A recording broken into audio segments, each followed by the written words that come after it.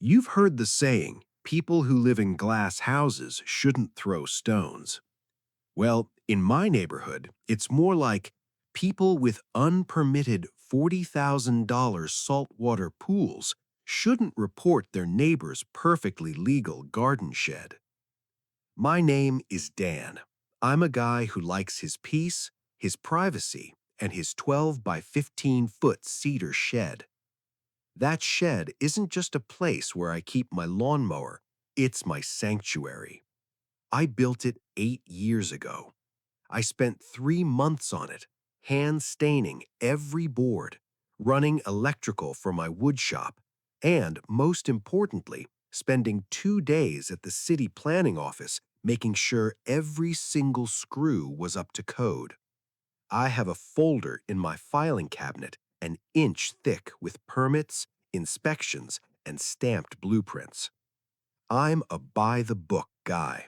In the suburbs, the book is the only thing that keeps you from going insane. It was a Monday morning, a few weeks after the house next door sold. I was standing in my backyard, adjusting the timer on my oak tree lights, when a white SUV with the city logo pulled up to the curb. A man in khakis and a polo shirt stepped out, holding a digital camera and a tablet. My heart didn't race because I knew I was legal, but I knew exactly why he was there. My new neighbor, Kevin, had been staring at my shed over the fence for 2 weeks like it was a pile of radioactive waste. "Morning," I said, leaning against my fence. "Can I help you with something?" The inspector looked up, squinting against the sun. "Code enforcement? We got a tip about an unpermitted accessory structure. Looks like a workshop?" "Looks like a workshop?" I didn't even get mad. I just smiled. "The cedar shed? Follow me. I've got the original permit framed inside next to the circuit breaker." The inspector followed me. He checked the setbacks, the distance from the property line. He checked the height, and he checked the electrical. 10 minutes later, he was packing up. "You're 100% compliant, Mr. Miller," he said. "In fact, this is one of the cleanest builds I've seen. Whoever reported this was just wasting my time." "I have a feeling who it was," I said, glancing at the brand new charcoal gray privacy fence next door. "Well," the inspector said with a tired sigh, "next time your neighbor wants to play code cop, tell him to check the public records first. It saves us both a trip." As he drove away, I saw the curtain in Kevin's upstairs window twitch. He was watching. He had tried to have my sanctuary torn down on his first month in the neighborhood. That was the moment the quiet neighbor version of Dan died, and the meticulous engineer version took over.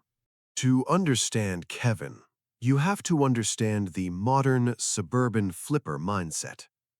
Kevin didn't buy the house next door to live in it. He bought it as an asset. He's a high-level regional manager for a logistics company, and he talks in KPIs and ROI.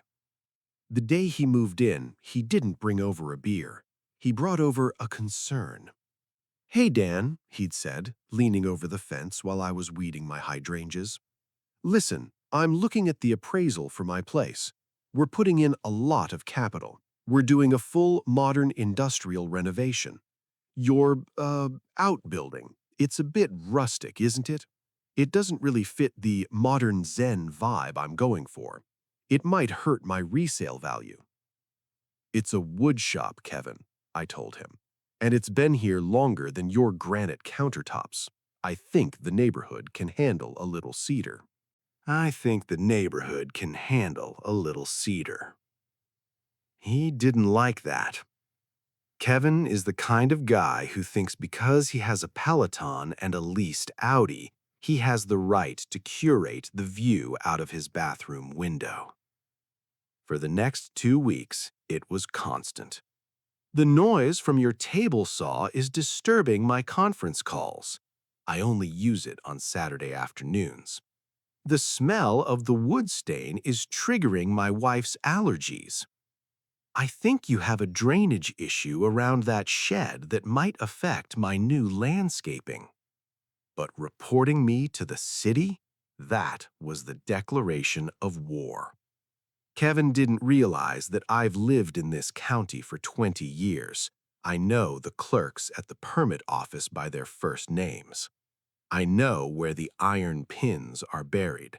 And most importantly, I know how to use the Freedom of Information Act, FOIA.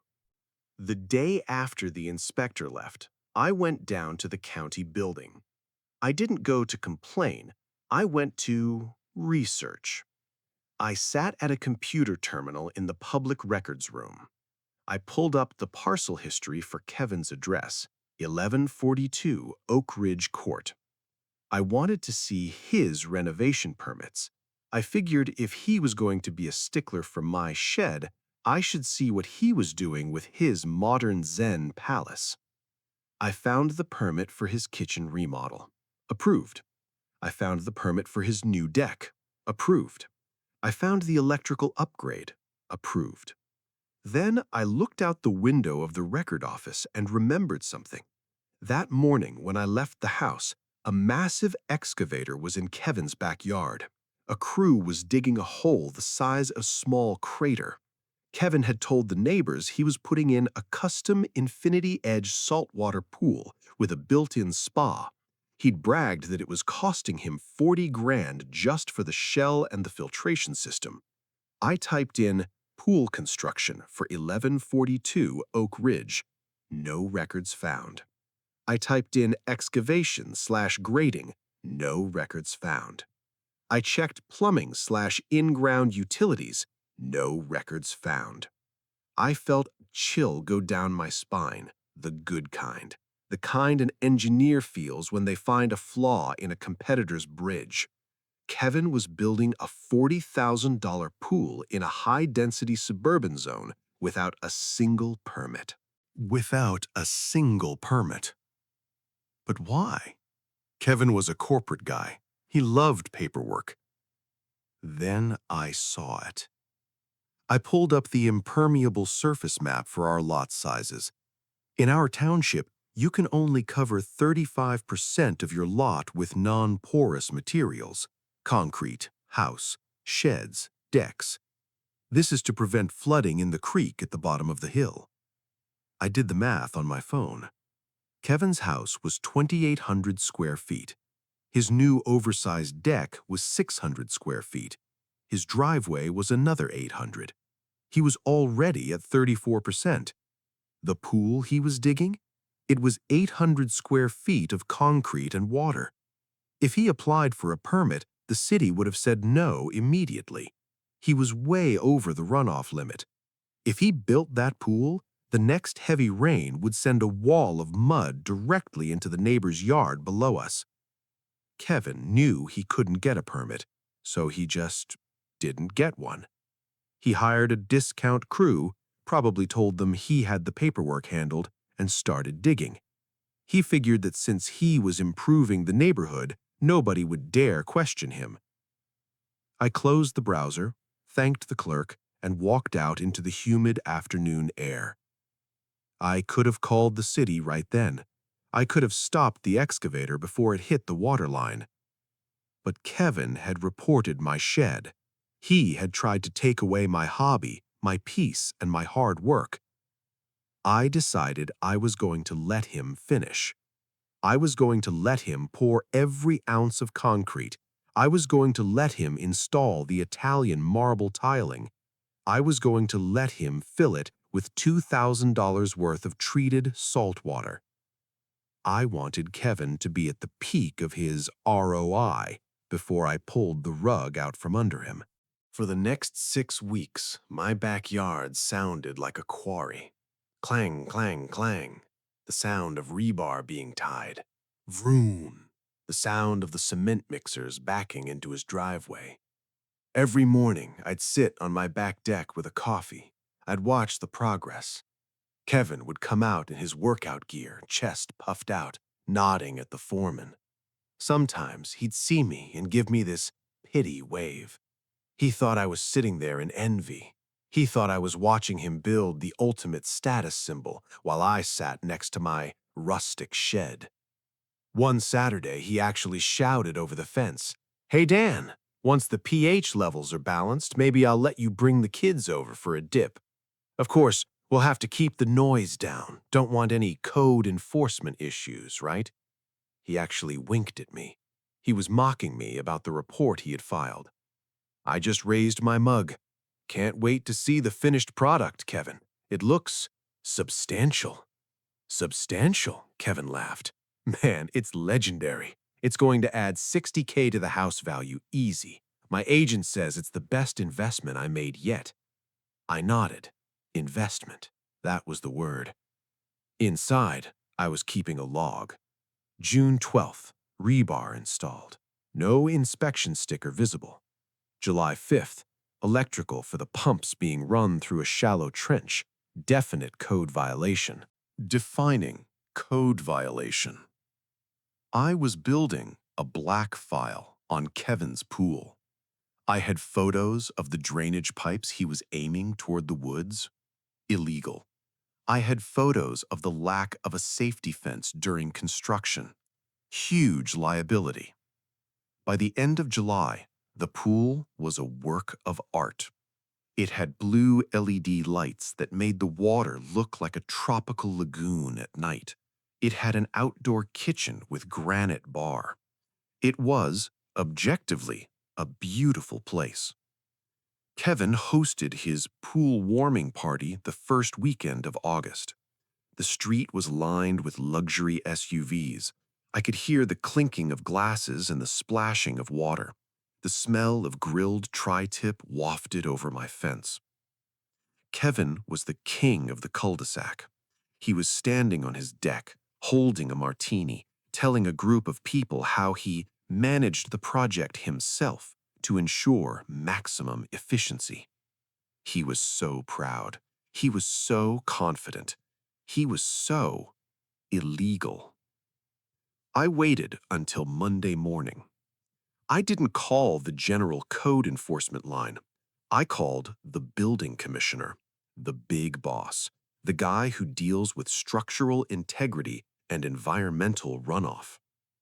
"Hi, this is Dan Miller over on Oak Ridge," I said. "I'm calling because I'm concerned about a massive impermeable surface violation at the house next to mine.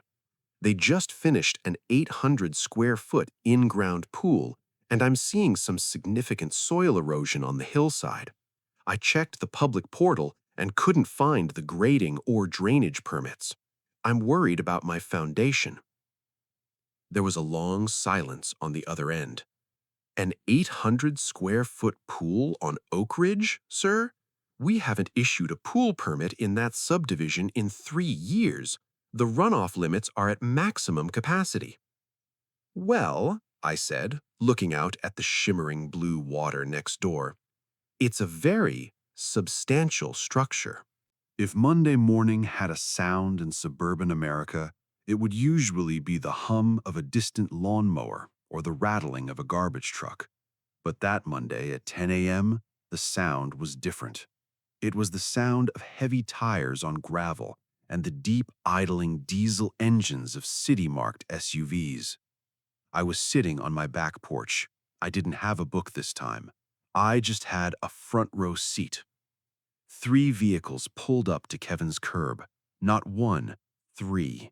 You had the building commissioner, a guy from environmental services, and a code enforcement officer who looked like he'd skipped breakfast and was looking for someone to take it out on. They didn't knock gently.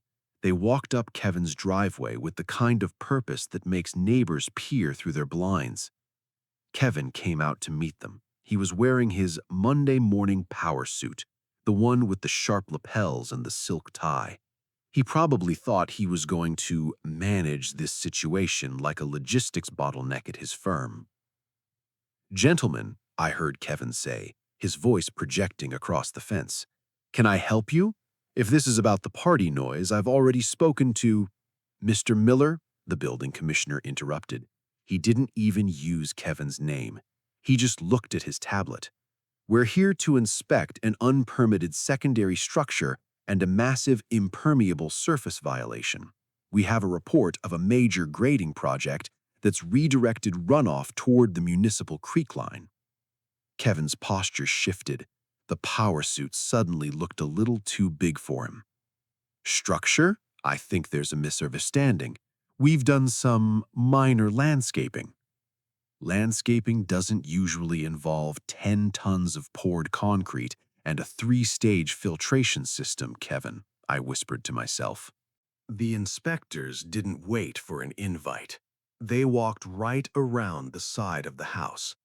I watched them crest the hill and stop dead in their tracks when they saw the shimmering blue-tiled masterpiece that was Kevin's pool.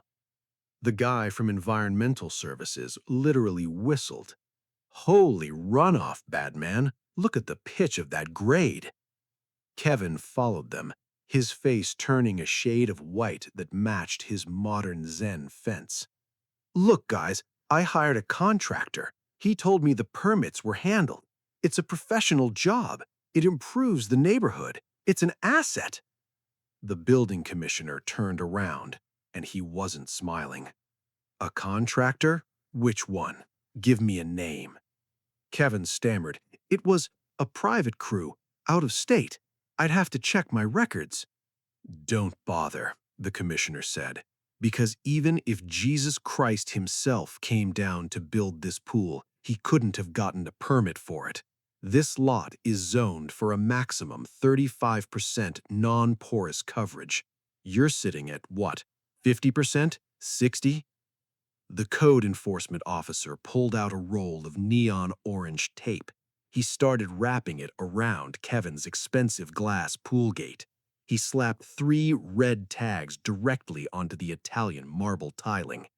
"Unsafe, illegal structure," the tags read in bold black letters. "You can't do that!" Kevin yelled. "I just spent $40,000 on this. My kids are supposed to use this." "Then you should have thought about your kids before you broke 4 different municipal laws," the commissioner said. "This structure is a violation of the Clean Water Act's local runoff ordinances. You've basically built a concrete slide that sends every gallon of rain directly into the protected wetlands at the bottom of this hill. It's an environmental hazard." Then came the hammer, the real one. "You have 30 days to bring this property back to its original grade." Kevin blinked. "Mean move the pump?" "No, Mr. Miller. I mean fill it in, jackhammer the concrete, remove the plumbing, and restore the soil to its 2022 elevation. And until that's done, you're being fined $500 a day, starting tomorrow." The next 48 hours were Kevin's personal hell. The pity waves were gone. The power suit was replaced by a man who spent all day on his deck, pacing back and forth with a phone pressed to his ear. I could hear him screaming at lawyers, screaming at contractors who wouldn't pick up, and eventually he tried to scream at me. He came to my door on Wednesday evening. He didn't look like a regional manager. He looked like a man who had just realized his ROI was now a total loss. "You did this, didn't you?" Kevin hissed when I opened the door. I leaned against the frame, holding my white coffee mug. "Did what, Kevin?" "I just did what you told me to do. I made sure everything in the neighborhood was up to code. Isn't that what we talked about? Resale value, aesthetics?" "You reported a $40,000 pool because of a shed?" "It's a shed, Dan. It's a wooden box where you keep old paint. My pool was a work of art." "My shed was legal, Kevin," I said, my voice dropping an octave. "I spent 2 days at the city office making sure I wasn't hurting the neighborhood. You spent 40 grand trying to be the king of the hill by breaking the laws that keep everyone else's basements from flooding. You didn't care about the neighborhood. You cared about your asset. Well, now your asset is a liability." Kevin's eyes welled up. It was pathetic, honestly. "I can't afford to fill it in. The demolition alone is $10,000. I'm already over-leveraged. Maybe you could sell the Peloton, I suggested. I closed the door. The suburban Cold War ended 2 weeks later. Kevin tried to fight it. He hired a lawyer to argue for a retroactive permit. The city denied it in less than an hour. They didn't even look at the blueprints. They just sent over the runoff map again. Maximum capacity reached. The fines were racking up. $7,000 in city fines, another $5,000 in environmental restoration penalties. The HOA, led by Bill, who had been enlightened about the situation, started charging Kevin $50 a day for construction debris and violation of aesthetic standards. On a Tuesday, exactly 3 weeks after the pool party, a different kind of crew arrived. It wasn't a pool crew, it was a demolition crew. Rat-tat-tat-tat-tat. The sound of the jackhammers started at 8 a.m. I took the day off work. I sat on my back deck with a large carafe of coffee and a comfortable chair. I watched as the Italian marble was smashed into dusty gray gravel. I watched as the blue LED lights were ripped out of the walls like old teeth. I watched as the $40,000 lagoon was turned back into a jagged, ugly hole in the ground. Kevin wasn't there to watch. He stayed inside with the curtains drawn. By Friday, the hole was gone. 3 dump trucks of clean fill dirt had been poured in. The crew spent the afternoon grading the soil, making it perfectly flat, perfectly boring, and perfectly legal. They threw down a layer of cheap straw and grass seed. My backyard was quiet again. Kevin and his wife moved out 3 months later. They didn't even put a for sale sign in the yard.